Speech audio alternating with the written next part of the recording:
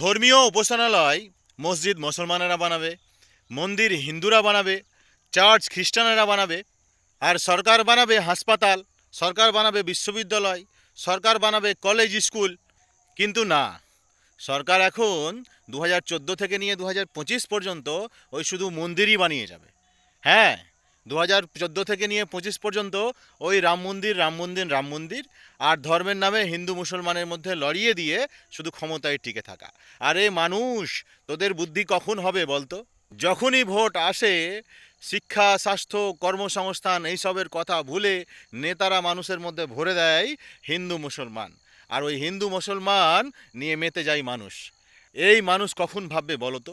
এদের কি শুভ বুদ্ধি হবে না কোনো দিনও? না সারা জীবন এইরকমই করবে? আজ 10-15 বছর থেকে তো এগুলোই দেখছি আমরা। কখন এগুলোর কথা হবে? স্বাস্থ্যর কথা কখন হবে?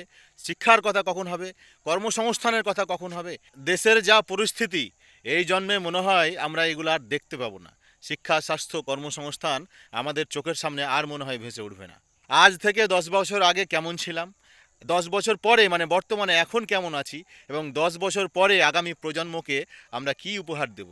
শুধু হিন্দু মুসলমান, শুধু রাম মন্দির, শুধু ধর্মের নামে লড়াই, না আর কিছু? দেশের উন্নত শিখরে পৌঁছানো তো দূরের কথা, যা পরিস্থিতি চলছে, যা দেশের বর্তমান অবস্থা, আগামী দিনের দেশ আরও রসাতলে যাবে। ভিডিওটি ভালো লাগলে শেয়ার করে সবার কাছে পৌঁছে দেবেন, সঙ্গে আমাকে ফলো করে আমাদের সঙ্গে থাকুন।